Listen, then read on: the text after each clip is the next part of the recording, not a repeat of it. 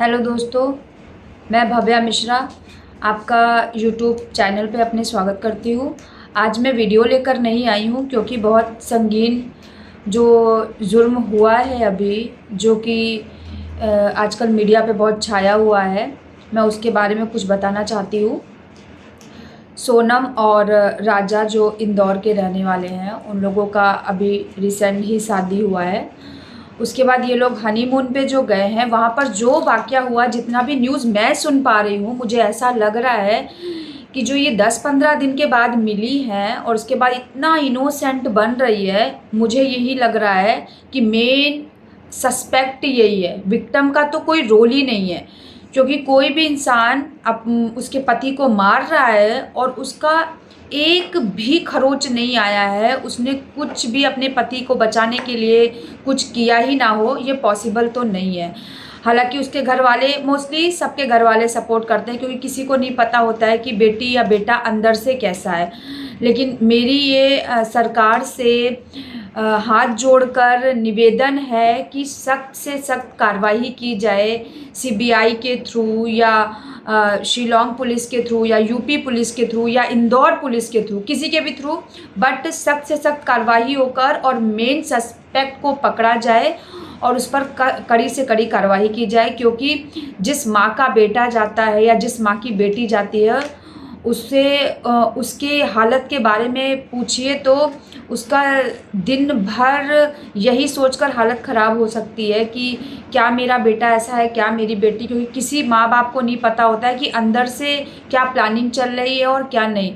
और मैं एक बात और कहना चाहती हूँ कि 17 दिन बाद जब वो मिली तो वो इतनी भोली भाली थी। उसको दिन बाद लौटकर ढाबे पर आई, तब उसको होश आया सडनली, तब जब सारे अपराधी पकड़े गए। तो मुझे तो कोई बहुत ही बड़ा षड्यंत्र लगता है।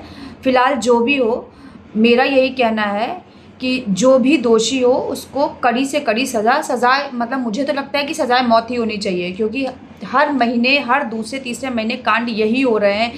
कोई पत्नी पति को मार रही है, कोई पति पत्नी को मार रहा है, कोई ड्रम में भर रहा है। इतना सब जो अपने यहाँ हो रहा है, अपने इंडिया में या कहीं पर भी, वो मुझे लगता है कि बहुत आपत्तिजनक है। इसको सख्त से सख्त कार्रवाई करके रोका जाए और मेरी ये सरकार से निवेदन है। हालांकि मैं बहुत कैमरे को फेस नहीं कर पाती हूँ, लेकिन मुझे ये वाक़या सुन के बहुत ही अफसोस हो रहा है कि जिसका बेटा गया है, जिस माँ ने उसको बहुत नाज़ों से पाला होगा, इतना बड़ा किया होगा, अचानक से उसको इस तरीके से मार देना किसी माँ के लिए ये कोई छोटी मोटी बात नहीं है। फ़िलहाल तो मैं भी एक बच्चे की माँ ही हूँ और मैं हर माँ का दर्द समझ सकती हूँ। तो आपसे ये निवेदन है मेरा कि अपने बच्चों को अंदर से जाने, अंदर से पहचाने। अगर उनका कहीं प्रेम प्रसंग है तो दबाव में आकर किसी की ज़िंदगी बर्बाद होने का मौका ना दे। और जल्द से जल्द सरकार से मेरी अपील है कि मुजरिम को सज़ा दी जाए और सज़ाए मौत ही दे, फांसी ही दे, जिससे आने वाली आगे की पीढ़ी ऐसा कोई भी कांड करने से पहले 100 बार सोचे।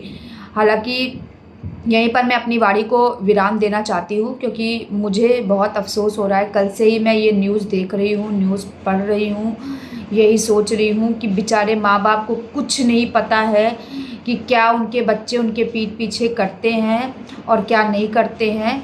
लेकिन बस मेरा ये हाथ जोड़कर भारत सरकार से निवेदन है कि जल्द से जल्द मेन सस्पेक्ट को पकड़कर उसको फांसी की सज़ा सुनाई जाए, बस जिससे आगे आने वाली जनता में ये डर और खौफ हमेशा बना रहे कि किसी का भी बच्चा मारने से पहले कम से कम 200 बार सोचे, उसके बाद ही कोई प्रकरण करे। Thank you so much.